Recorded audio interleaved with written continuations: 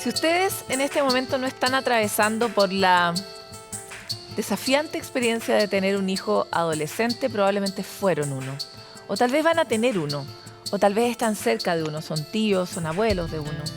Y por lo mismo, hoy queremos aprovechar este finalmente mes de la salud mental para tomar una invitación que está en el último libro de Felipe Le Cannelier y es volver a mirar la adolescencia.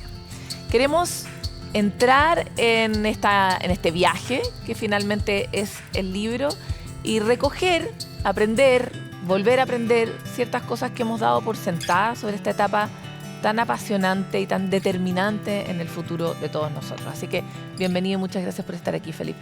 Gracias, Paloma, por invitarme. La primera pregunta es, ¿por qué tenemos que volver a mirar las cosas? ¿Estamos mirando mal? Creo que las miramos de una manera poco humana, poco respetuosa. Las miramos como nos conviene mirarlas, miramos a los seres humanos como cosas, como expectativas, como diagnósticos, como rendimiento escolar, y no vemos más allá, y eso es lo que llaman como la deshumanización del estrés y el sufrimiento. Es decir, vemos lo que nos conviene mirar y no nos tomamos el tiempo de mirar que cada persona hace lo que hace por un sentido, tiene una razón. No es que los adolescentes sean difíciles, rebeldes, que no tomen en cuenta, que sean indiferentes. Todo tiene un sentido y no tenemos ya el tiempo para mirar más allá de ese sentido. Y como no tenemos el tiempo, ponemos etiquetas, rendimientos escolares, expectativas. Y ahí es donde yo creo que nos deshumanizamos de alguna u otra manera. Ahora, ¿qué tan posible es ser humano en una sociedad como la que estamos viviendo hoy? Y lo planteo porque vivimos dentro de un sistema en una lógica donde cumpliendo o apretando ciertos botones, trabajar, lograr ciertas cosas, uno puede resolver cuestiones bien básicas, como comer o vivir, ¿no? Entonces, ¿cuánto podemos ser humanos y cuánto necesitamos herramientas para adaptarnos a lo que está pasando, crees tú? Uy, ese es un tema fascinante. Mucha gente plantea que nosotros vivimos en un mundo para no pensar. Estamos tan acelerados, vivimos todo el día de un modo automático, en donde todo pulsa para que tú no te detengas a reflexionar, a mentalizar, a empatizar contigo mismo y con los otros. Y por eso hay gente que plantea que estamos viviendo el periodo más incivilizado de todos. Voy a darte un dato que yo siempre doy. Todos los estudios que hemos realizado en Chile y en otras partes muestran que un adulto que trabaja 3/4 jornada completa, desde que empieza a trabajar hasta que se jubila, el 80% de su vida va a consistir en dos cosas: dormir y trabajar, dormir y trabajar. El 5% solamente lo ocupamos en criar a nuestros hijos y el 0,6% de nuestra vida adulta lo ocupamos en divertirnos, en tener hobbies, en relajarnos. Entonces una sociedad como que pulsa para tenerte siempre como sin pensar, de manera completamente automatizada. Vamos al mundo de los adolescentes y de la adolescencia. ¿Y qué cosas, tú en tu libro, yo voy a hacer como una avanzada, porque si no, no vamos a alcanzar a hablar del tema. En tu libro lo que tú haces es un recorrido evolutivo de cómo hemos desarrollado las adolescencias a lo largo de nuestra historia y rescatas un periodo muy particular que es el de los cazadores-recolectores. Pero también te abres a mirar cómo se vive la zoolescencia o la adolescencia de otros animales o de todos nosotros los animales y miras cómo ocurre esta etapa en los pingüinos, en las hienas y las comparas y aprendes de ellas. Entonces, ¿por qué hiciste ese viaje y qué aprendiste de ese viaje? Lo primero que yo quise pensar es, empecé a leer mucho yo siempre he leído mucho de la adolescencia y siempre está esta idea del adolescente como un ser difícil, conflictivo, tormenta y tempestad le llamaban, ¿me entiendes? Y yo dije, pero no tiene sentido a nivel evolutivo que haya un periodo que tenga que ser conflictivo. Todo periodo es para aprender a vivir. Y ahí es donde me fui a los animales y descubrí que todos los animales tienen un periodo adolescente. La mosca drosofila, la adolescencia dura 3 horas y media, ¿me entiendes? Y empecé a estudiar, pero ¿para qué entonces los animales tienen la adolescencia? Y descubrí que la adolescencia en los animales es una etapa para aprender a equivocarse, para explorar, para aventurarse, de manera de convertirse en un adulto que sabe vivir consigo mismo y con los otros. ¿Me entiendes? Entonces, de ahí como que a través del mundo animal, yo pude entender que la adolescencia no es un periodo conflictivo, no es un periodo difícil, sino que es un periodo necesario para sentirse seguro, para vivir un mundo de estatus, para aprender el romance, de manera que sea este periodo que tú te equivocas, te aventuras. ¿Para qué? Para después ser un adulto que ya sabes cómo vivir la vida. Ya, a ver, déjame desromantizar la narrativa que acabas de hacer desde el punto de vista de cuando yo me equivoco y cuando los pingüinos se equivocan y salen heridos, o algunos no vuelven, O digamos, mueren. pobres pingüinos, eso igual nos provoca sufrimiento. Por lo tanto, uno podría comprender que el error de la adolescencia trae un sufrimiento y un padecimiento, ¿no?, que nos enseña. Sí. Como para ponerlo un poco más, porque no es como ir a explorar y el mundo es fantástico. No, la cuestión tiene su dificultad, ¿no? Porque uno se está desafiando. Y eso es aceptable. ¿Cuál es el problema? Porque se parece bastante a lo que vemos en nuestros hijos o hijas. ¿Cuál es el problema con cómo estamos afrontando esa etapa hoy, de acuerdo a tu observación? Los animales sufren. Nuestros antepasados sufrieron mucho, mucho más que nosotros. Cazadores-recolectores, si tú tenías 3 hijos, uno de ellos iba a llegar a la adolescencia. Había mucho sufrimiento, mucho duelo, pero ellos no se traumatizaban. Ni los animales, ni nuestros cazadores-recolectores se traumatizan como nosotros en las sociedades modernas. ¿Dónde está la diferencia? De que tanto los animales como nuestros antepasados vivían en una comunidad, yo le llamo una esfera de protección comunitaria, en donde se sufre, pero ese sufrimiento no se lleva al trauma. ¿Por qué te digo esto? Porque no estás solo. Claro. Exactamente. Sufrir es bueno, sufrir es nuestra carta de navegación en la vida. Pero ¿por qué en esta sociedad moderna nosotros ya no solo sufrimos, sino que nos traumatizamos, nos volvemos adictos a las redes sociales, nos cortamos, la gente que se quiere morir? Porque ahora nosotros sufrimos sin esa esfera, esa cúpula de protección comunitaria de seguridad. ¿Me entiendes? Entonces, sí. Los animales sufren, nuestros antepasados sufrieron, nosotros nos traumatizamos. ¿Por qué? Porque perdimos esta cúpula de protección y seguridad. Nuestros adolescentes, los niños, todos, sufrimos siempre en soledad. Y cuando tú sufres siempre en soledad, sin una red que te proteja, el sufrimiento se vuelve traumático. Hay otro elemento que tú también describes en el libro y es cómo los humanos nos relacionamos con el error y cómo los animales se relacionan con el error y los cazadores-recolectores se relacionan con el error. ¿Qué tenemos que aprender de eso? Bueno, lo conversábamos, esta idea de los animales que llama licencia de cachorros. Yo encontré que todas las especies de animales saben que el periodo de adolescencia, por temas hormonales, es un periodo en donde los animales van a empezar a hacer menos caso, los pingüinos se empiezan a alejar de sus padres, las hienas se vuelven más agresivas, pero todas las especies... Y el cerebro de los niños también se recablea. Absolutamente. Y empieza a orientarse a escuchar a sus pares y no tanto a sus padres, eso ya lo sabemos. Absolutamente. Pero ¿qué es lo que yo encontré? Que nosotros somos la única especie que no da esa licencia. ¿Me entiendes? Que no entiende que ese es un periodo para equivocarse, para no hacer caso, para ser rebelde, y nosotros no damos licencia de adolescentes en este mundo, no permitimos el error. Pero si no te equivocas y no hay alguien que te proteja ese error, ¿cómo vas a aprender? Entonces, mi gran conclusión es que como nosotros desaprovechamos en esta sociedad la adolescencia, nos convertimos en adultos que tampoco sabemos vivir con nosotros mismos ni con los otros. Porque no pasamos el curso.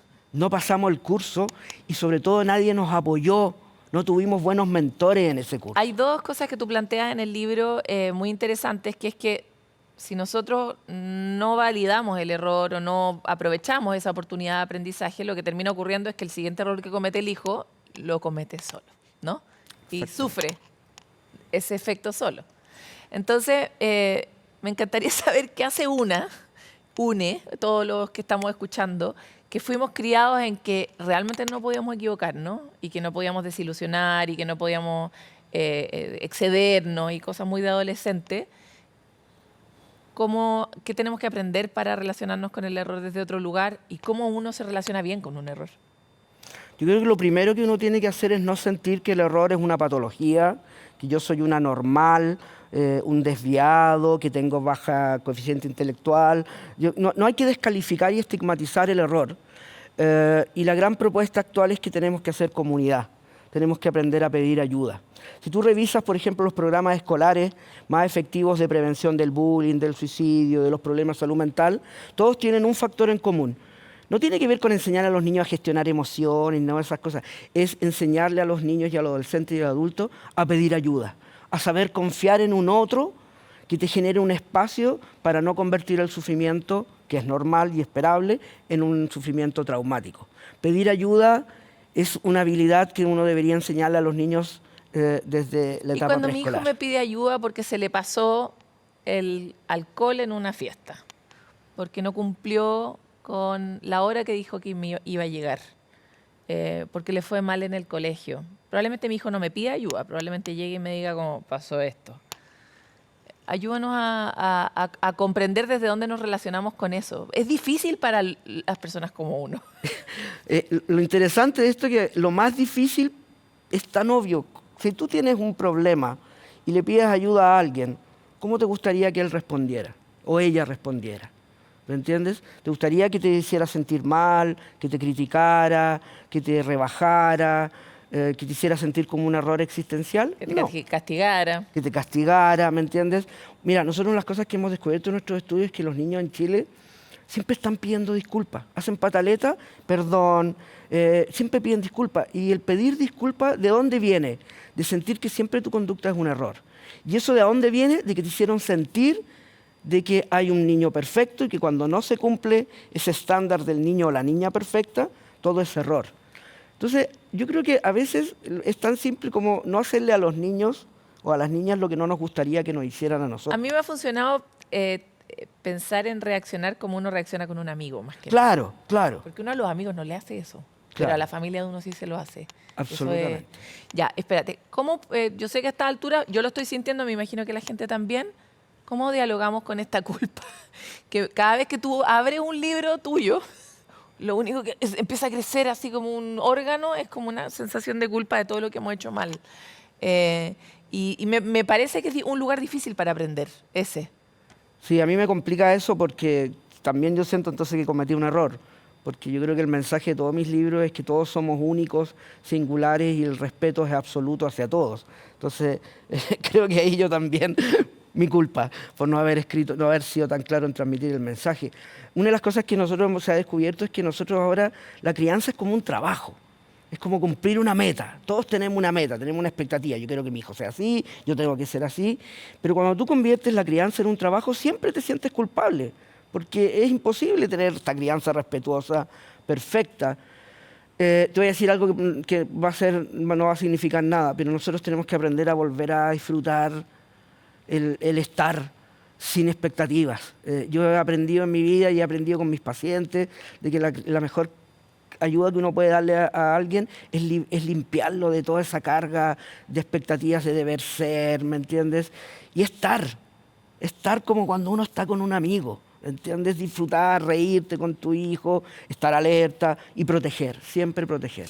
Oye, hay algo que también irradia este libro y es una sensación como de asombro, ¿no? Realmente en el volver a mirar hay un disfrute de explorador, como de maravillarse con lo que son estos seres, ¿no? Tan particulares que son los adolescentes. Y gracias a eso tú te metes en algunos ámbitos que nos permiten no solo volver a encantarnos, sino también recobrar la esperanza respecto de ámbitos como, por ejemplo, el amor. Y tú señalas que la adolescencia es un momento muy importante para explorar el romance. Y los adultos a veces sentimos que el romance es algo que se extravió en el reggaetón, en las letras, en la exposición, en las redes, por el nivel como grotesco que estamos viviendo hoy día de exposición de ese ámbito que antes era un poco más privado, ¿no? Entonces, ¿por qué y por qué todavía es posible y cuál es el rol del romance en la adolescencia? Es el periodo donde se aprende a ser romántico, es el periodo donde aprendes a vincularte afectiva e íntimamente con los otros. ¿A qué te refieres con romance? Porque me imagino a la niñita de Carrusel como romántica, Lo pero que no pasa es eso. que yo tomo una idea muy actual y es que nadie tiene solo sexo, ¿ya? Cuando tú estás en un encuentro íntimo de romance o sexual, está todo tu ser. Uno cuando está con alguien piensa, siente, desea. Nosotros siempre amamos y tenemos sexo como una complejidad total. Entonces, ¿por qué yo digo esto? Porque aquí no basta con enseñarle a los niños sobre el embarazo adolescente o qué es lo que es el pene o la vagina, ¿me entiendes? No se trata de biologizar el sexo, se trata de romantizar el sexo en el sentido de cómo yo le enseño a un adolescente que estar con un otro es un espacio de respeto, el otro no es un objeto a desear, el otro es un ser humano a conocer y comprender. Pero la gran conclusión es que los adolescentes no tienen dónde aprender eso. O lo aprenden en las películas pornográficas, que es el desaprendizaje, o lo aprenden en TikTok o en las redes sociales. Entonces, ahí es donde yo siento que hay un debe. ¿Cuál es el espacio que nuestros adolescentes tienen actualmente para aprender que el sexo es romance, es humanizar al otro, es mentalizarlo, no tratarlo como una cosa? Y lo que yo descubrí es que los adolescentes no tienen, no, como sociedad, como padres, como educación, no les damos el espacio. ¿Cómo podemos hacerlo? ¿Cómo se le da ese espacio? Lo tematizo yo como padre, madre, hablo del amor, no hablo de nada, lo pongo así de complicado porque así de complicado es. O sea, aparte hoy día sabemos que los niños están accediendo al porno mucho más temprano por el acceso que tienen a ciertos medios digitales, entonces... Claro, pero mira, ahí está el tema. Tú mismo hablaste del tema de los amigos. ¿Por qué nos es tan fácil hablar con nuestros amigos del romance, de las desilusiones, de que me gusta este? ¿Por qué no poder aplicar ese mismo formato de conversación con los adolescentes? ¿De qué es lo que hay que hablar? De lo que nosotros también vivimos en la adolescencia. Que me gusta alguien y no me pesca, que estoy sufriendo porque me patearon, ¿tendré yo el estatus? ¿Me querrán? ¿Seré bonito? ¿Seré feo? ¿Seré popular? Hablemos de lo que todos hablamos y pensamos, o de lo que todos pensamos, perdona, pero no decimos. Pero nadie habla. Sobre todo en Chile ni dice. Vamos para el lado del estatus, porque otro rol que tú describes es esta cosa de que en la adolescencia está como intrínseco el proceso de clasificarme a mí y ver en qué parte de la pirámide estoy, más o menos, ¿no? Y uno como padre igual evita eso, porque siente que ahí hay un nivel de dolor, sobre todo si tu hijo no es el que está en la punta de la pirámide, digamos. Sí. Entonces, ¿qué es el estatus en la adolescencia? ¿Es una cuestión estructural? ¿Y cómo se administra la cuestión del estatus? A ver si se entiende esto. Un aspecto importante de la adolescencia es cuál es el sentido de mi vida. Y como somos seres sociales, el sentido de mi vida tiene que ver cómo yo soy visto por los otros. ¿En qué ranking estoy? ¿En qué posición social, ranking, popularidad? Y uno siempre lo supo en el colegio también. Y lo vivió constantemente. Y como eso es un tema importante, yo quiero que los papás y las mamás entiendan que mucho de la energía cerebral de un adolescente es para encontrar su ranking. ¿Por qué te lo digo? Porque nosotros los retamos. Ay, siempre estáis preocupados de los amigos. ¿Por qué no te preocupáis de estudiar en vez de cómo te vestís? ¿Por qué no soltáis las redes sociales? No, buscar tu lugar, tu legitimación social en la adolescencia es una tarea fundamental de esa etapa. No es una tarea criticar, los adolescentes no son superficiales ni materialistas. Entonces es súper importante hablar con ellos de eso que nadie quiere hablar. ¿En qué ranking estás? ¿Cómo te ven los otros? ¿Cómo te quieren los otros? ¿Qué haces tú para aumentar de popularidad? No es algo superficial, es una tarea biológica propia de la adolescencia y está en todos los animales. Si mi hijo no está en ningún ranking y siente que no pertenece a ningún lugar, ¿es eso una alerta?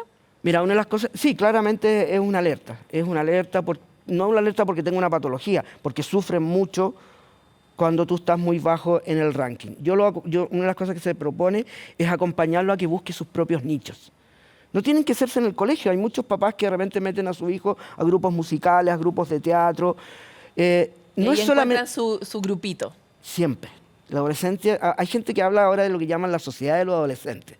Los adolescentes no confían en nosotros. Los adolescentes no confían en la política, no confían en las instituciones, no confían en la educación. Y producto de eso han creado ellos como su propia sociedad de las moscas, por decirlo. Su propia sociedad donde se cuidan, se protegen y generan sus propias microculturas. Entonces yo creo que un adolescente, si tú lo ayudas, siempre va a encontrar un espacio de popularidad. Pero eso implica también que tú tienes que ayudar a ese adolescente a que él entienda cuál es tu sentido. Me gusta la música, te ayudo a buscar un espacio de música. No me gusta estudiar matemática, pero me gusta pintar, te acompaño a buscar un espacio para que tú... Planteaba este tema del riesgo porque en el libro tú dices los solos habitualmente son las víctimas del bullying, sí, los que tienen más algún tipo de dolencia, sufrimiento, patología. Entonces, es importante saber que eso puede ser una alerta, porque muchos de nosotros decimos, no, es tímido, como déjalo, así es él. Y también puede ser una manera, ¿no? Tú hablabas de este talento que los solos desarrollan para ser invisibles. Todos los estudios que se han realizado de los más grandes sobre el bienestar muestran de que la enfermedad número 1 de la sociedad actual es la soledad, el aislamiento, la evitación. Y en la adolescencia, como el adolescente necesita encontrar su lugar en el mundo social, lo que yo propongo, y no solamente yo, es tenemos que tener sistemas para detectar a los solitarios y sacarlos de esos estados de soledad. Los colegios deberían tener sistemas. Tú anda a un recreo, métete a cualquier colegio y anda a un recreo y tú te vas a demorar menos de 10 minutos en darte cuenta de los solitarios. A eso hay que tomarlos y volver a meterlos en comunidades, y eso es fundamental. Pero el problema en Chile hay otro. El solitario, como no llora, no hace pataleta, no es agresivo, es el que queremos. Es decir, nosotros vemos el rendimiento, pero no vemos la soledad detrás de ese rendimiento, y eso es bien preocupante en nuestro país. Nos están tirando la música, lo que quiere decir que tenemos que empezar a callarnos.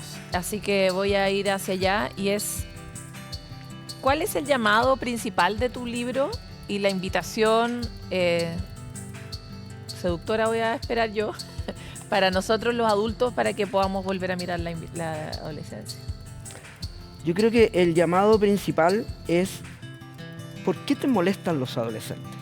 Es a pensar, reflexionar, volver a mirar qué es lo que tienen ellos que te genera a ti una molestia. Y volver a pensar de que quizás esa molestia, más que estar en ellos, es algo que nos pasa a nosotros.